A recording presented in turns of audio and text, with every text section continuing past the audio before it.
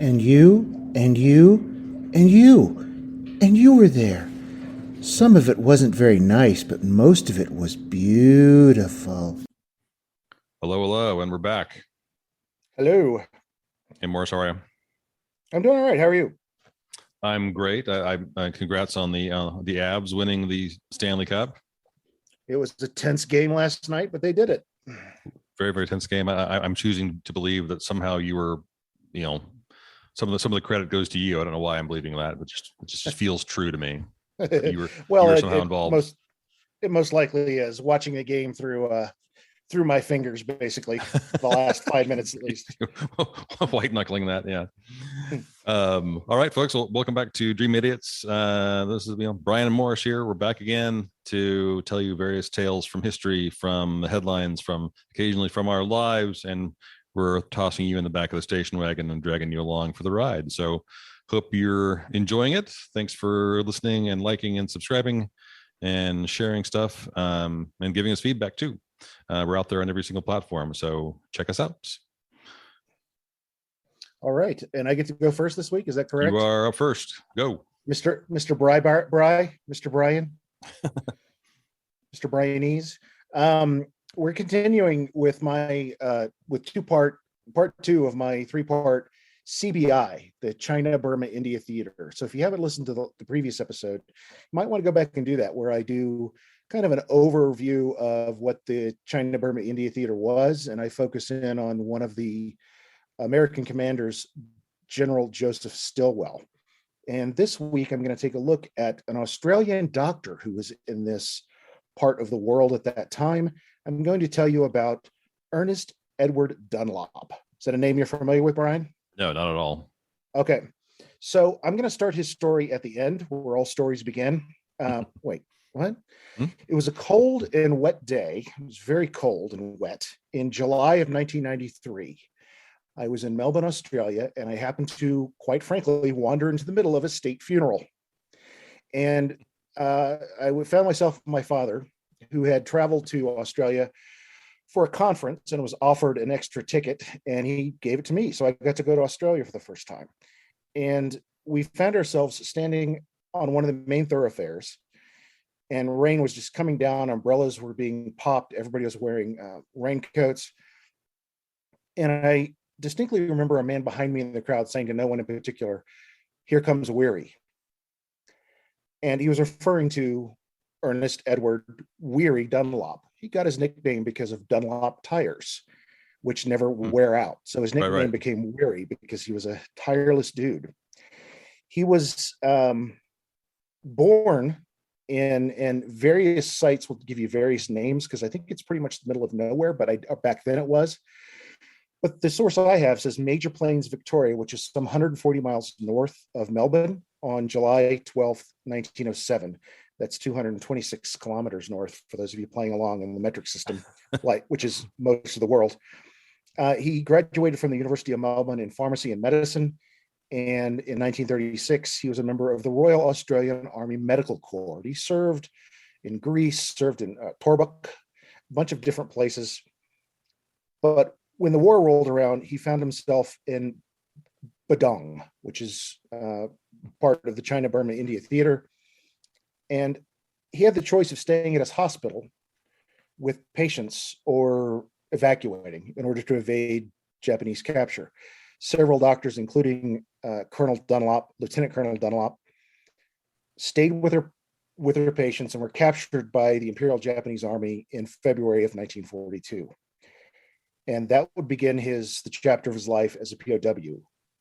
Colonel Dunlop would stay a POW through the end of the war, 3.5 years.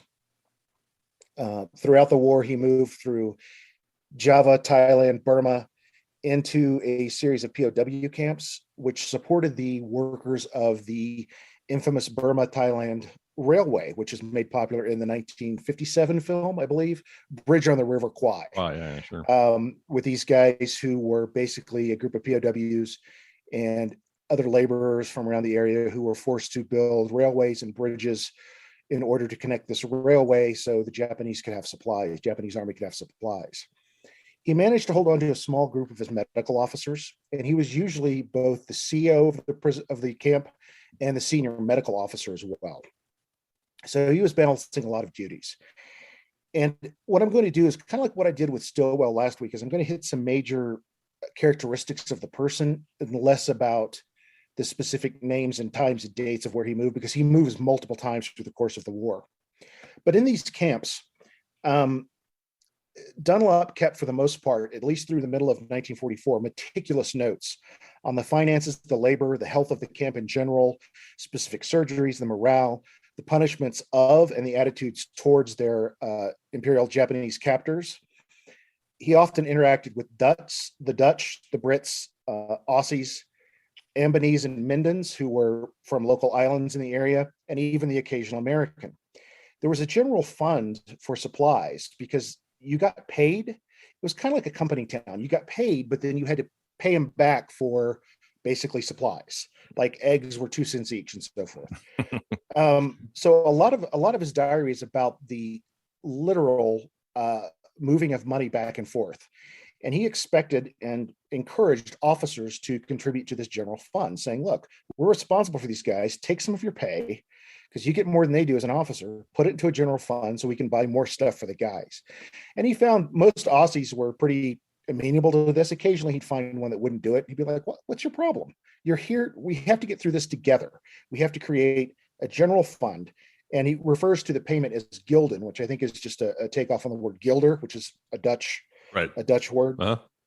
So everywhere he moved to in these new camps, he would first have to deal with usually the latrines. He would have to have the latrines rebuilt and improve all the living conditions.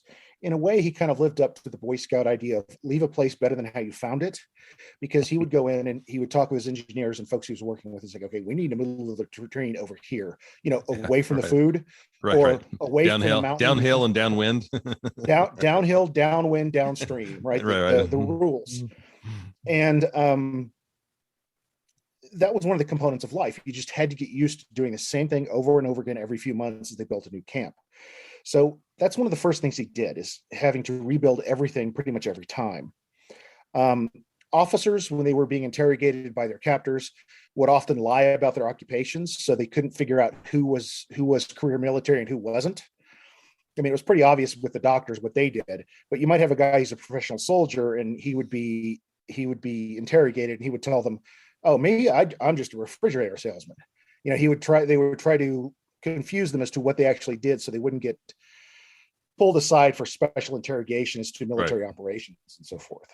Dunlop had a wireless set that he had for most of the war that he codenamed X, and he would keep abreast of wartime news.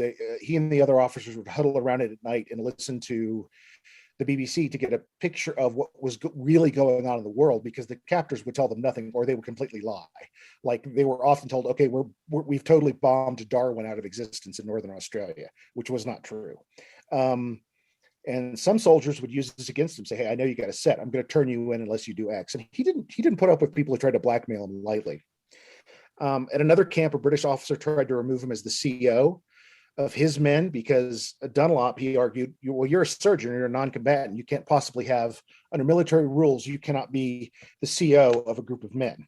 You can only be the senior medical officer. And Dunlop had been leading these guys for a number of years.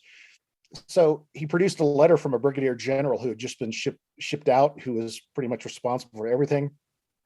And Blackburn said his final orders were, leave Dunlop in charge of his men.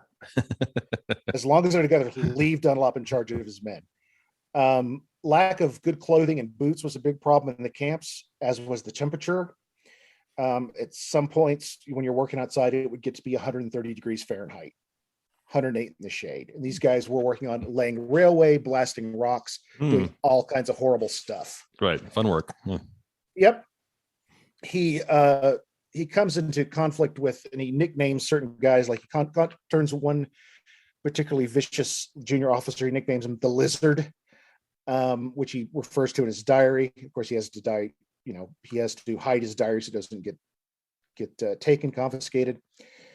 At some point, basically even the sick are being forced to work. Officers, clergy, everyone is working. Sometimes officers are forced to dig out latrine with the bare hands. I mean, it's vile, vile stuff. The tools they're given with are awful. They're always breaking. Men working the line had to work a certain distance of laying railway track or blasting through the rocks of the mountains to get these railway tracks laid for the railway. Now what I'm going to do is I'm going to go through some basic just concepts of what he had to face and what he did. So what the men suffered from. Most of their diseases were basically a lack of certain vitamins, avitaminosis, okay, because you're not getting the right amount of vitamins because you're not eating well. Sure, right. Dunlop himself, throughout the war, fought off some nasty leg lesions, and he had malaria through most of his incarceration. And malaria, of course, comes and goes. So suddenly you're feeling great, and the next thing you are got chills, and you're having to lay down. You feel awful. Among the things they had to deal with were the aforementioned malaria, ringworm, lesions, work wounds from just getting hurt, combat wounds that you'd already had, dengue fever, dysentery, beriberi, which is a B1 deficiency, pellagra, which is a B3 deficiency, typhoid, and cholera, which was the worst. The cholera outbreak pretty much took down the camp at one point and killed a lot of folks. Right. And here's one that will make men everywhere cross their legs: scrotal dermatitis, a severe rash on the scrotum, which he starts to refer to as, and the other doctors refer to it because they first discovered it when they were in Badung, as the Badung balls is what they called it. Swamp crotch. Right, exactly. You've got a case of Badung balls, my friend. So in addition to all these things that he's having to deal with virtually no equipment and very little medication, which they usually have to buy anyway, I mean, they're making do with almost nothing. They're punished through a whole bunch of stuff, mainly physical torture. Slapping was really popular. Often the soldiers, the captors, would carry a small ruler-shaped piece of wood. They would slap you in the face with it. They would make you stand, particularly the officers, because officers were often tortured in place of their men. Mm-hmm. If the men misbehaved, the officers were tortured. They would make you stand at long stretches of standing with bent knees, kind of bent over, where you were susceptible to both more slapping, the pain of standing in a position for hours, and just sudden and swift kicks to the groin. Dunlop himself was once tied with a log between his buttocks and his legs in a kneeling backwards position, and he was left that way for hours. He really thought he'd almost lost circulation in both of his legs because he could not stand. Right. And basically, another punishment they would come back to was good old just standing in the hot sun. Okay, stand at attention for, I don't know, 5-6 hours in the hot sun. Dunlop was once taken by the Kembe, which I never could quite figure out what they were. It's almost like they were a secret police, almost kind of like maybe a Gestapo type group. And he was tortured for several days. He was tied to trees. He was threatened with bayonets. He was smashed with logs, but he never gave information. He never talked about the wireless set that he had. He never gave stuff up. And what did he do to alleviate, his frustrations with this? Were his put downs. He had some amazing put downs, and they're even funnier if you consider them in terms of a good Australian accent. One night, a rat crept into his mosquito netting and bit him on the chest as he slept, and his response was, "Damn him and his family." So I pictured this mother rat waiting at home with an apron on. When's Daddy coming home, Mom? Mm-hmm. Well, he's been damned to hell by damn him and his family. Holding a rolling pin. That's right, exactly. And in reference to some of the officers of any army who refused to put into the general fund that I was talking about earlier, his quote was, "All men are shites," and then in parentheses he put, "or super shites." He refers to one particularly violent, vicious junior officer that I've already mentioned once as the Lizard, and he refers to him constantly as a proper little bastard, which is a nice line. And then at a camp during the cholera outbreak, the captors would require regular feces samples from the men, and they would do swabs, and they would look at them, I guess, through a microscope to figure out if they had cholera or whatever the current epidemic was. but they would make them put their feces samples in cellophane and stand there in the hot sun waiting to get the samples looked at. And so he referred to these captors as they are feces crazy. And when they would line up to study the feces, the reference became the feces parade is what they would call that. And here's my favorite. Early on, he's being yelled at by a Japanese captor. So in proper English, he gives, quote, instructions to his grandmother as to apply the dear old orifice to a hole in the egg. So he's basically saying, hey, your grandmother sucks eggs. Right. So that's the kind of, he rarely did that. He rarely used that kind of language, but when he did, it was pretty much golden. For his medical accomplishments, what were some of the things he did? He details a particularly difficult surgery on a perforated peptic ulcer in a makeshift OR, which they put together in a matter of hours, made out of white tents to reflect more light. The surgical gurney was made entirely out of bamboo. At one point, he has to perform multiple amputations. When the lesions get too bad, the guys lose legs. He had to do ileostomies in the field. What is you that? Know what that is? No. I'm sure I don't want to know, but go ahead. An ileostomy is where you have to run a hole from the bladder outside the body. It's much like a colostomy, but it's for the bladder. So you can empty urine outside the body without going through the urethra. So he would do that in the field. He had to take care of an elephant attack where a soldier was severely gored and had a perforated intestine. And at one point, he just offhand mentions that he sutures some foot tendons from a gentleman who was injured with an axe while cutting down bamboo. He fixed the tendons by using parachute silk. Wow. That's what he used to stitch him up. Now, the inventions that he and his little team of engineers, he had 2 or 3 guys that were really good at doing this. I mean, you look at the professor on Gilligan's Island, and he has nothing on these guys. I mean, They created some stuff. They made a mask for gas to get people under for anesthetic out of bamboo. They created a still, like you might see in MASH. They created a still for IV cholera treatment. And when they weren't using it for cholera treatment, they would use it to manufacture saline solution to keep people hydrated. So they would boil the nasty water, put a couple salt tablets in there, and create saline solution. Wow. They used record needles as hypodermic needles. They would take sawn off beer bottles, seal the bottom, and use them as IV bottles. At one point, he takes a bunch of homemade ropes just out of fiber, old spools and stones, and creates counterweights for traction when you need to put someone in traction. Right.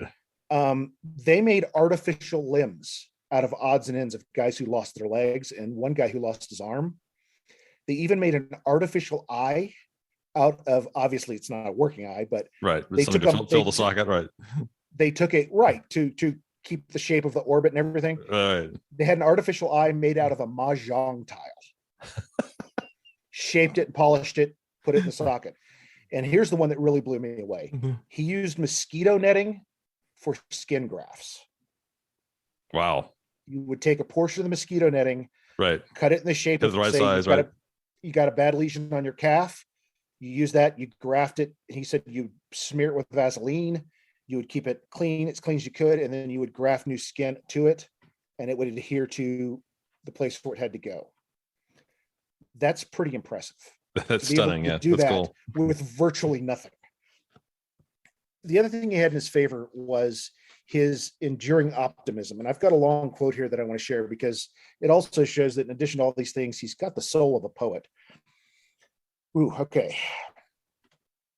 For those of you who play a drinking game when I sniffle, I might sniffle on this one because this is a rough one. Even in my present squalid conditions, with the terrible limitations, do not make me unhappy. Happiness is something rather individual and internal. Not even the precarious prospects of the immediate future disturb me very much. Suppose our Java adventure ends in death, somewhere, somehow in the sullen soil or under these eastern seas. There is something in the thought that perhaps my love was a thing which soared wordlessly above the other things in life, which in turn have suffered the corrosion of the world's slow stain. Oh. damn guys could write back then, huh? Yep. That's pretty amazing. Yeah. So some final stuff. From June of 44 through the end of the war, he is at the Nakhon Paton, I apologize for the pronunciation, hospital, and his diary entry stopped for the most part because basically everybody's kind of on a knife's edge because they're fearing the final days of the war. Dunlop and the other officers start to scrounge for weapons in case the Imperial Japanese Army captors decide to execute the prisoners at the end of the war rather than try to evacuate them. Right. Yeah. But fortunately, this does not happen. I mean, they were seeing signs of it, like all these machine gun turrets were built facing inward to the camp. They're like, well, that's not good. The camp learns of the armistice August 16th, 1945. So a little bit after. Yeah, 10 days later. Right. And they flew the flags of the POW home countries, Australia, Great Britain, and the Netherlands. And he wrote in his diary that day, those flags seem to fly proudly in a cleaner, fresher air, charged with deep, overwhelming emotion, a boundless joy, still trailing robes of sadness.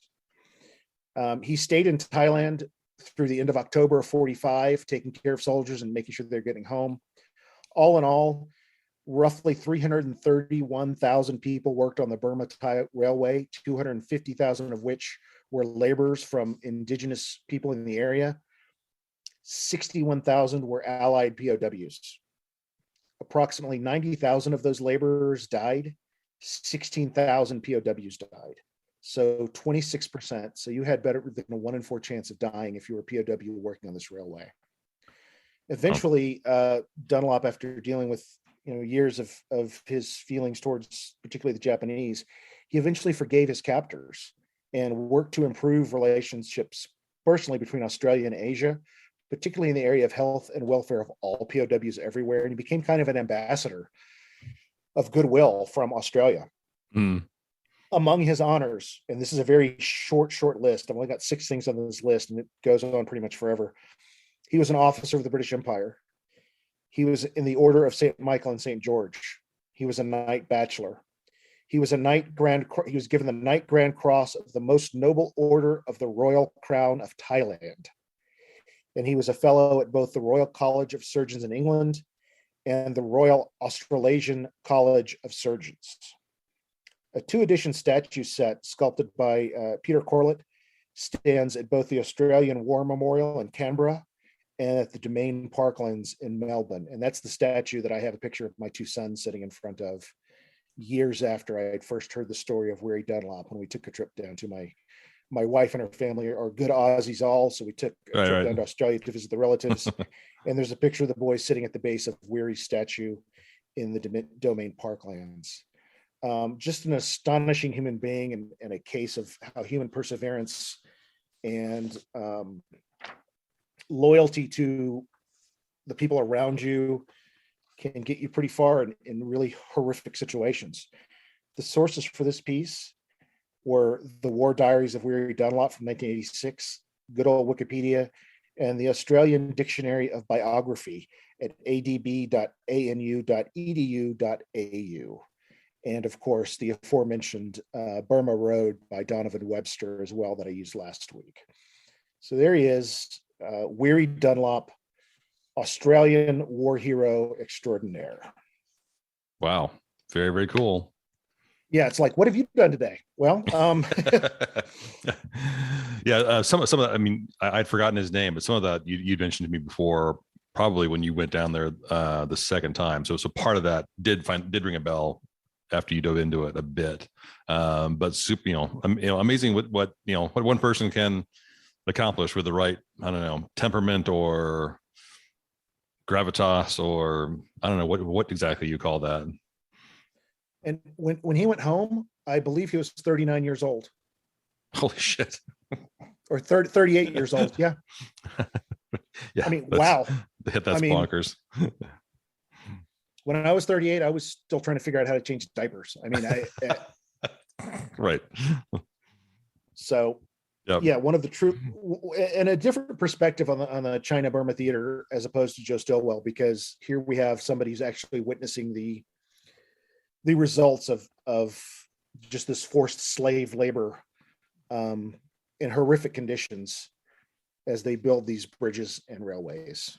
Mm-hmm.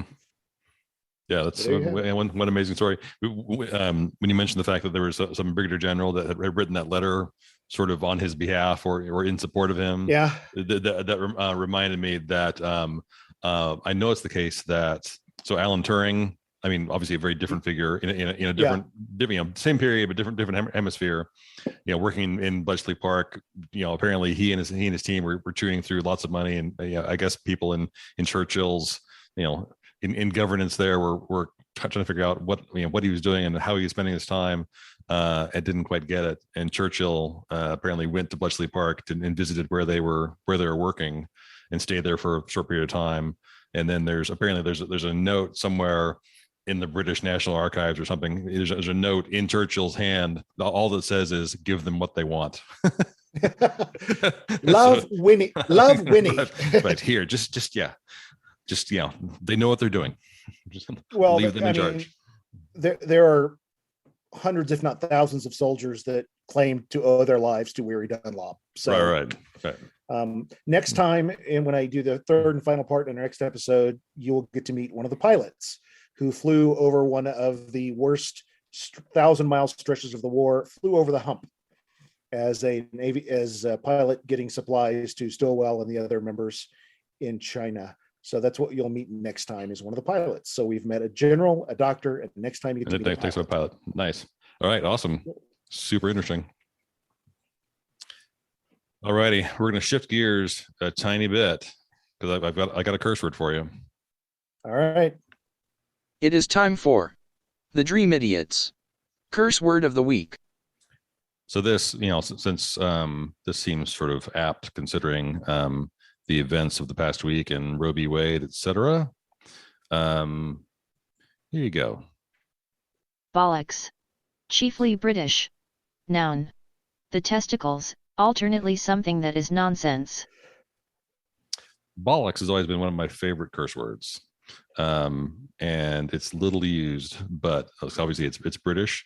But what I didn't fully realize until recently is that it actually has what was just read to you was the sort of Merriam-Webster abbreviated version, but there's like 12 different uses of the word bollocks. Well, it cropped up a few times in the War Diaries of Weary Dunlop. Oh, so I'm sure. It's a very, very British, very Aussie term, and I just love a word that does double, triple, quadruple duty. Yes, I said duty. So bollocks, so term of exasperation, meaning a mistake. It's also just the balls. But so bollocks could also be an exaggerated truth or an outright lie. Can be used to apply to something that's just complete rubbish. Or I went on a blind date and I was picking my nose right when my date walked in. That's a faux pas. That's called dropping a bollock. Is when you have when you make a mistake. A bollocking is telling someone off. You're late to work and your boss is pissed off. He gave you a bollocking. To lack bollocks is to just be ballless, gutless, spineless, whatever. Lacking courage. To lack bollocks. It could also be a verb. It's so versatile. So to bollocks or to be bollocksed is to be flummoxed or confused. Okay. If a piece of machinery is all bollocksed up, it's broken down. So your printer has a hideous paper jam. It's all bollocks. To be bollock naked is to be just completely naked.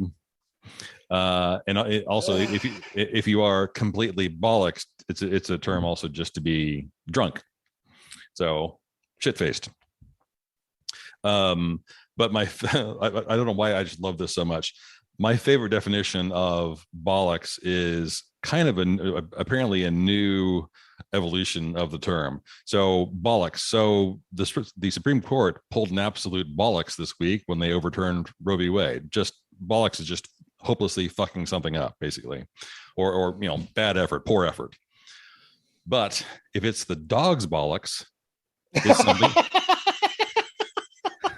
It's something good. So the Colorado Avalanche played amazing and won the Stanley Cup. It's the dog's bollocks. It's a good thing. And this meaning came into use in 1989, but no one has any idea why. The dog's bollocks? The bollocks was always a negative thing until 1989, and so people started saying, "Hey, well, yeah, I went out and there was a I hit happy hour and it only cost me $10. It was the dog's bollock. I mean, it can be something that applies to something good." So I just love that. It's kind of a variation of, well, that's the cat's ass. Yeah, exactly. Right. Yeah. It's the dog's bollocks. So when you tune into Dream Idiots, you can't say you didn't learn something. I immediately think of the Sex Pistols when I think of when I hear the word bollocks. Never mind the bollocks.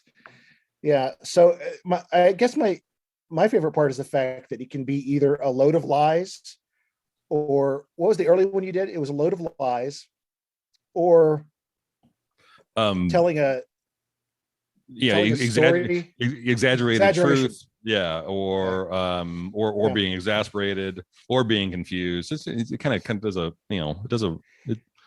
does a lot of heavy lifting, this word.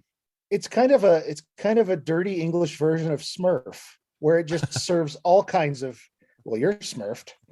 That's just smurfing great. Mm-hmm. Well, what was the grok? Wasn't that the Stranger in the Strange Land? Yeah, Heinlein. Yeah, I grok this. I can grok this, man. I used that one day, and I used that one day in regular conversation, and the looks I got were just. And one guy at the end with the long trailing beard is just kind of like, yeah, man, I get it. So grok, means understand, but also could mean taught, which it was just an all-purpose word, right? I mean, it means to understand and exude something perfectly and completely. Yeah, I grok this, baby. Okay. Yeah. Okay. So there you have it.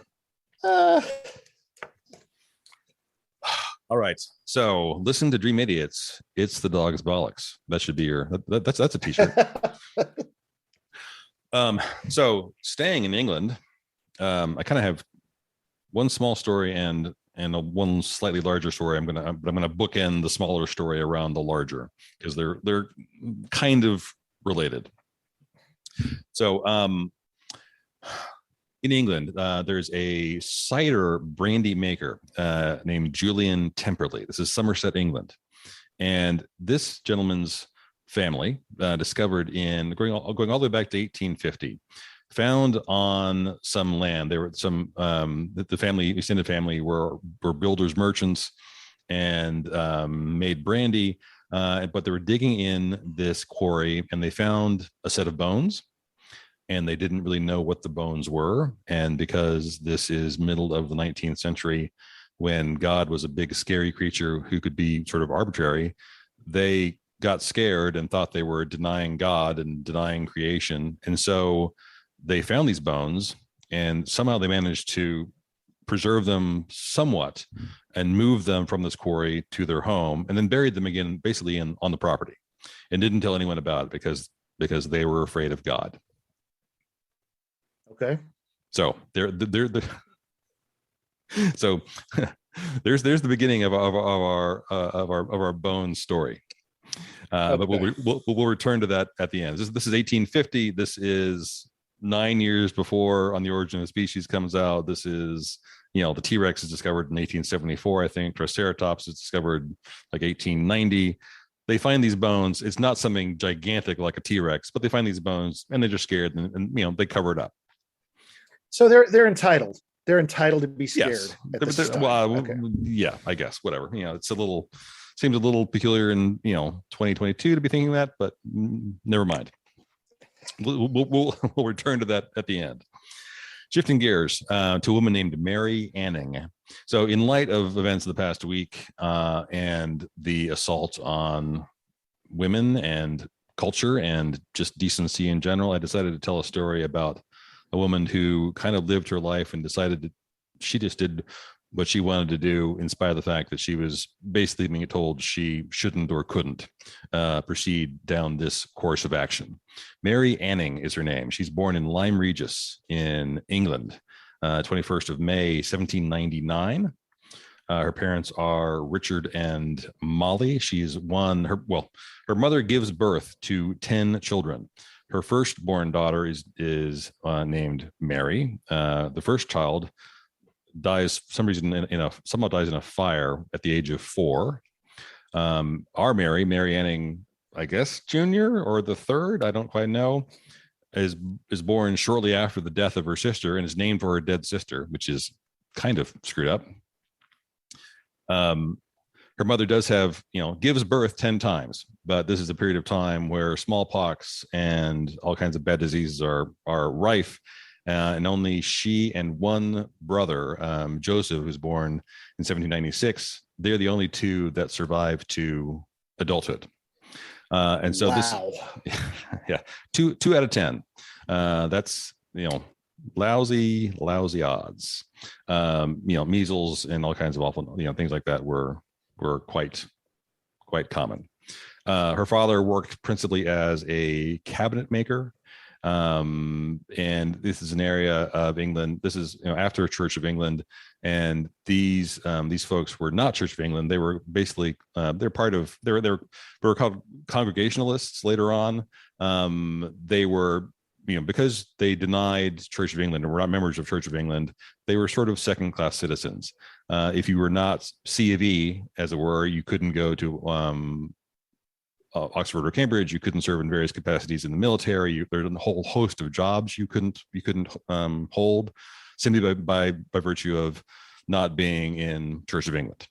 So there's one story that's apparently told throughout the rest of her life that in August of 1800, Mary is only 18 months old, and this event occurs that was told basically for the rest of her life. She's being held by a woman named Elizabeth Haskins. Elizabeth and 2 other women are standing under an elm tree watching an equestrian show. These men riding horses are doing some sort of show. It's a traveling company. Mary's being held. Lightning strikes this tree and kills all 3 women below the tree. Lord.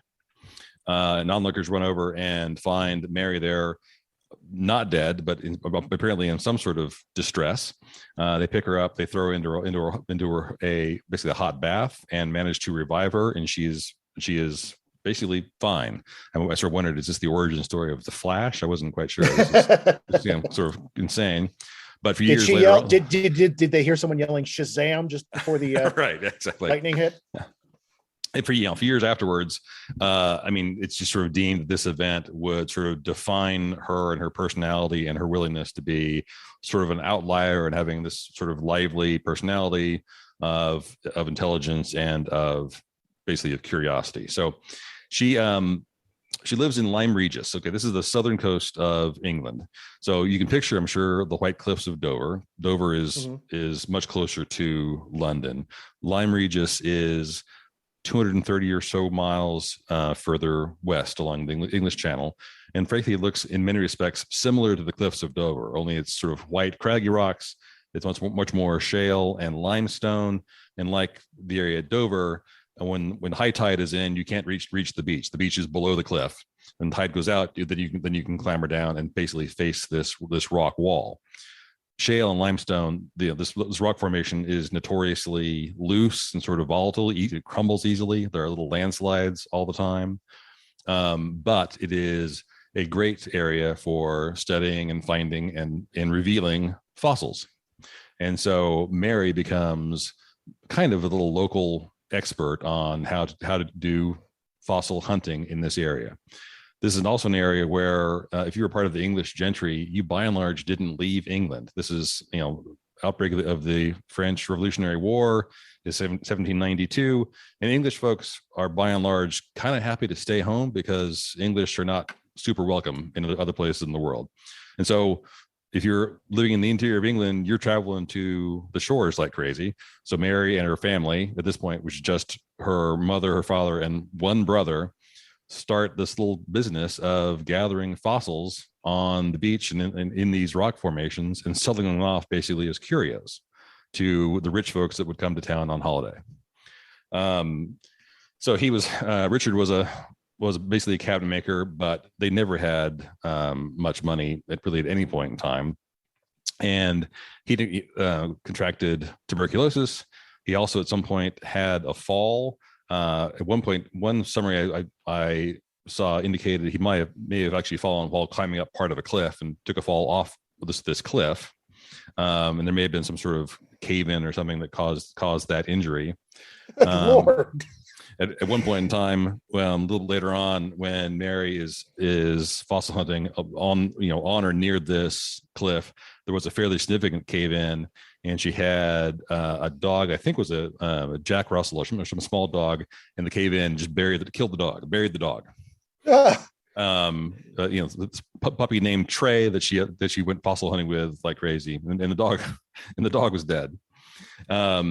So, over time, her father gets tuberculosis. Father eventually then dies, leaves the family, has debt, has no savings whatsoever, by virtue of the fact that they are not Church of England.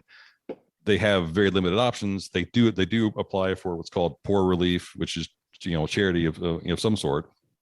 But their local, their main source of income is setting up a table or basically a little curio shop near an inn. They're in town, and she would go out and gather fossils and sell them off. And she got so good at it, members of the Royal Society would come out there and would basically go out with her because she was so good at finding them. Of course, this is nearly 200 years ago, and so a woman at this point in time had about as many rights as the damn dog that died. She couldn't own property. She couldn't vote. She couldn't get much of an education. Women didn't have really much going for them. And so it was very, very common for folks that were much more, better connected, et cetera, and who were obviously men, would come and abscond with things that she had found and claim those findings as her own. And she was given very little credit for many of the findings that she did make until much, much later in life, well after she had passed away. In 1911, she's only 12 years old. Her brother Joseph digs up a 4-foot long ichthyosaur skull. At the time, it wasn't called. They didn't know what an ichthyosaur was, but that's what it was. Later on that year, a few minutes later, Anning herself found the rest of the skeleton tied to this ichthyosaur. And then basically her renown for being able to find these fossils just grows and grows and grows. These various finds get sold off, and she very often is, sold. These things get sold to a local collector. She would pocket some money. She would prepare them to be displayed, but the person who was the collector would then send it to London or somewhere else for display, and he would be the one being given the credit for having made it available to the public or for various organizations in the British Museum to actually see it. And so she was very often given almost no credit for these types of things. Very, very, very common. She did have some allies. There's a guy named Henry de la Beck who was definitely in her corner and really sought to make sure she got credit for her achievements. He also was instrumental in. He was apparently a accomplished artist, and so shortly after this period of time, there was a sort of a field of artwork that grew out of this, of basically depicting these animals as if they were in present time. And he did a lot of sort of depicting, drawing these animals as he thought they would have appeared. And it's a large part of her work that really created this notion. And this is before Darwin published anything, but she laid the groundwork for this notion that there was an age of reptiles, and now we're in an age of mammals, and that extinction events take place, or at least the animals that we were finding these bones, and these animals no longer exist. So why is that? And she was really one of the very, very first people to come up with this notion. She discovered ichthyosaurs, plesiosaurs, and pterosaurs. What are you laughing at? Well, it just gets back to her old Dream Idiot's axiom. I don't know what happened, but something happened. Right.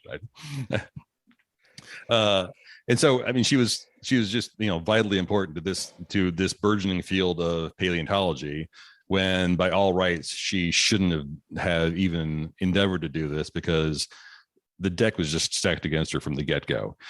She developed breast cancer and she died at the age of 47. But selling these things was her principal source of income for a very, very long period of time. And basically it's Mary Anning and her life that gives us the tongue twister. She sells seashells on the seashore. That's her life is the origin of that tongue twisters. So the whole thing. I walked into that one. I didn't see that coming, Brian. That was okay. You didn't? No, you got me. That was good. So the whole thing is she sells seashells on the seashore. The shells she sells are seashells, I'm sure. So if she sells seashells on the seashore, then I'm sure she sells seashore shells. What? So anyway, a vitally important woman who, in the 20th century and certainly 21st century is starting to get her due. There are a couple really cool books. There's a book for children called Dinosaur Lady that's about her. And then there are several books about there are biographies about her as well that are they're amazing, and they're easy. There's a movie about her as well, which I have not seen, starring Kate Winslet as Mary. So kind of a cool story for women who did a lot, who didn't get anywhere near enough credit for it. Going back to our original story, though, the bones that were found in Somerset, this family kept these bones hidden, and many generations of this same family, the Temperley family, children would go out and knew where it was and would dig it up and look at it and then hide it and cover it up again and hide it. And hey, you want to go look at the bones?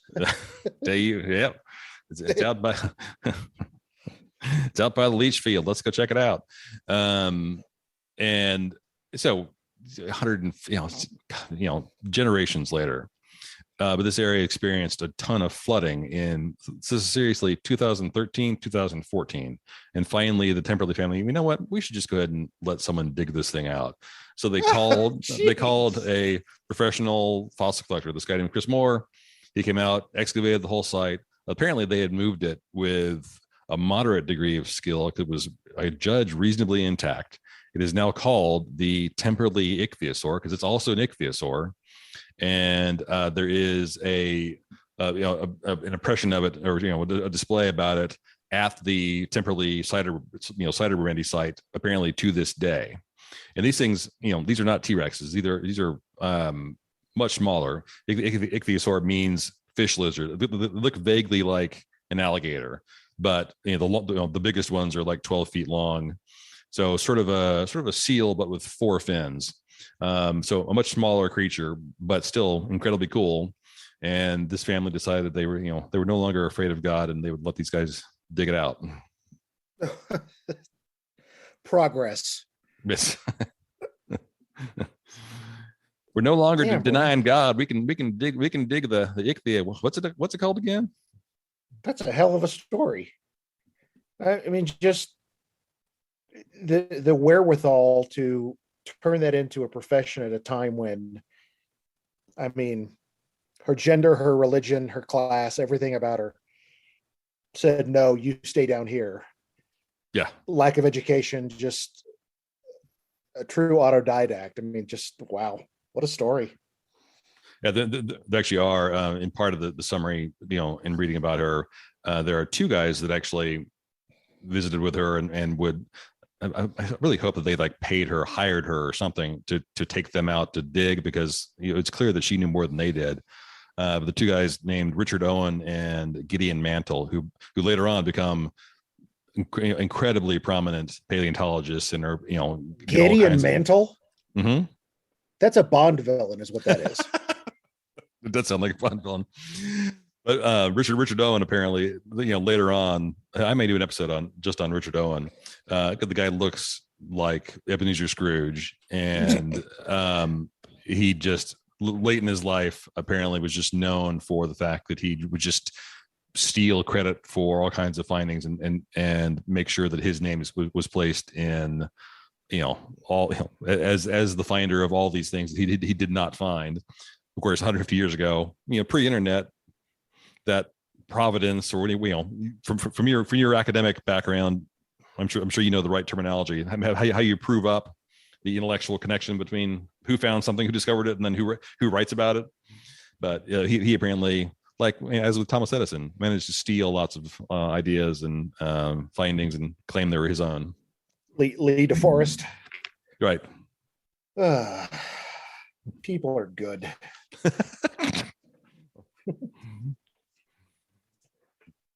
All right, there you have it, folks. What a great story, Brian. Thanks. That was awesome. And now I'll have that tongue twister stuck in my head for the rest of the day.